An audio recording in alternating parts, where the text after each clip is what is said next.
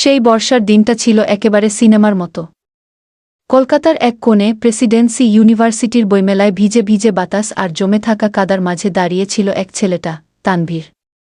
চোখে মোটা ফ্রেমের চশমা, হাতে শেষের কবিতা, ঘুর পাতার গন্ধ আর মনে নিঃসঙ্গতা। ঠিক তখনই স্টলের এক কোণ থেকে ভেসে এল এক মেয়ের হাসি, ছকছকে প্রাণখোলা। সে ছিল রিয়া। কলেজের লিড ক্লাবের একজন, স্বপ্ন দেখে নিজে একদিন লেখক হবে। তানভীর একটা বই হাতে নিচ্ছিল, তখন রিয়া হেসে বলল, রবীন্দ্রনাথ পছন্দ? তানভীর তাকিয়ে বলল, উনি তো আবেগের ভাষা শিখিয়েছেন আমাদের। কিন্তু তোমার গলায় ওনার শব্দগুলো একটু বেশিই সুন্দর লাগে মনে হয় গি। সেদিন স্রেফ বই কেনাবেচা নয়, শুরু হয়েছিল একটা নতুন অধ্যায়ের। সেদিনের পর ক্লাস শেষে ক্যান্টিনে কফির কাপ, ইউনিভার্সিটির পুরনো লাইব্রেরির নিস্তব্ধতা আর সন্ধ্যার গঙ্গার ধারে পায়চারি, তাদের প্রতিটা দেখা যেন হয়ে উঠেছিল এক একটা কবিতা। রিয়া প্রায় বলত, তুই না বড় বোরিং, কিন্তু তোর চোখে একটা গল্প আছে গি। তানভীর মুচকি হাসত, তুই তো আমার গল্প। আমি শুধু লিখি, তুই তোর মতন করে বাঁচিস কি। তাদের প্রেমটা ছিল চুপচাপ, কিন্তু গা না বলা যত কথার ভিড়ে দুজনেই একে অপরের নিঃশব্দ হয়ে উঠেছিল। একদিন শর্তের কাশফুলে ভরা প্রান্তরে দাঁড়িয়ে তানভীর বলেছিল, রিয়া, আমি তোর প্রতিদিন হতে চাই গি। রিয়া তখন কাপা গলায় বলেছিল, তুই তো আগেই আমার হয়ে গেছিস তানভীর। শুধু আমি বলিনি গি। কিন্তু জীবনে তো সবসময় কবিতা চলে না। একদিন হঠাৎ তানভীরের মায়ের অসুস্থতা পুরো জীবন পাল্টে দিল। ছেলেটা নিঃশব্দ হয়ে গেল। ফোন ধরত না, মেসেজের উত্তর দিত না। নিজেকে গুটিয়ে ফেলেছিল সময় আর দায়িত্বের ভারে। রিয়া অপেক্ষা করত। প্রথমে দিনে 1 বার, তারপর দিনে 1 বার, তারপর আর না। চারপাশের মানুষ বলত, ও তো তোর জন্য সিরিয়াস ছিল না গি। ওর এখন হয়তো নতুন কেউ আছে গি। রিয়া ভেঙে পড়েছিল, কিন্তু কিছু না বলে একদিন লিখে পাঠাল একটা ছোট্ট মেসেজ, তুই থাকিস না, ঠিক আছে, কিন্তু তোর জন্য আমিও আর থাকব না গি।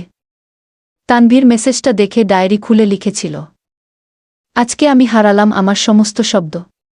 তুই ছাড়া আমার কোনো বাক্য আর লেখা যাবে না রিয়া গে। কেউ কারো সঙ্গে খারাপ ব্যবহার করেনি, তবুও তারা হারিয়ে গেল একে অপরের ভেতর থেকে। 3 বছর কেটে গেছে। তানভীর এখন এক কলেজে ইংরেজি পড়ায়। ছাত্ররা ভাবে স্যারের কবিতা লেখার হাত দারুণ, কিন্তু কেউ জানে না প্রতিটি লাইনের পেছনে লুকিয়ে আছে একটাই নাম, রিয়া। রিয়া এখন এক নামকরা প্রকাশনীতে কাজ করে। প্রতিদিন প্রেম নিয়ে নতুন বই আসে, কিন্তু কোনো লেখাই তার মন ছুঁয়ে না। কারণ তার ভালোবাসা তো একদিন সত্যিই ছিল, কিন্তু অপ্রকাশিত থেকে গেছে। তাদের ফের দেখা হলো আবার সেই জায়গাতেই, প্রেসিডেন্সির বইমেলা, শেষের কবিতা, ঘুর সামনে। তানভীর বইটা হাতে নিয়ে তাকাল পাশেই দাঁড়ানো মেয়েটার দিকে। সেই চেনা মুখ, সেই চেনা চোখ, এখনো আগের মতোই ঝলমলে, শুধু একটু ক্লান্ত। রিয়া তাকিয়ে বলল, তুই এখনো শেষের কবিতা পড়ে? তানভীর জবাব দিল, আমি তো এখনো তোর শেষটা খুঁজি গু। চোখের পেছনে জমে থাকা জল লুকাতে না পেরে রিয়া বলল, তুই জানতিস আমি প্রতিদিন অপেক্ষা করতাম?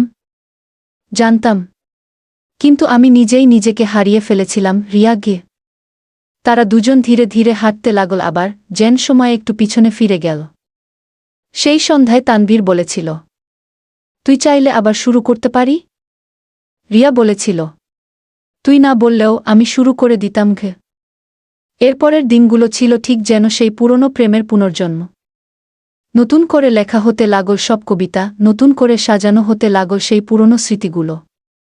তারা আবার চোখে চোখ রেখে হাসত আর বিশ্বাস করত, এইবার আর কেউ দূরে যাবে না। একদিন ছাদে বসে রিয়া জিজ্ঞেস করেছিল, তুই কি এবারেও ভুলে যাবি আমাকে? তানভীর চোখে চোখ রেখে বলেছিল, ভুলে যেতে হলে আগে তোকেই বাদ দিতে হবে আমার প্রতিটি লাইনের ভেতর থেকে। সেটা আমি পারব না গি। তারা একদিন বিয়ের মঞ্চে দাঁড়িয়ে প্রতিজ্ঞা করেছিল, এই জীবনে না পারলে পরের জন্মে আবার দেখা হবে। তবে ভালোবাসাটা এখানেই শেষ হবে না। শেষ ক্যাপশন ভিডিওর জন্য, ভালোবাসা মানে শুধু একসঙ্গে থাকা না, ভালোবাসা মানে বিশ্বাস করা যে কেউ একজন ঠিক আবার ফিরে আসবে। একদিন ঘু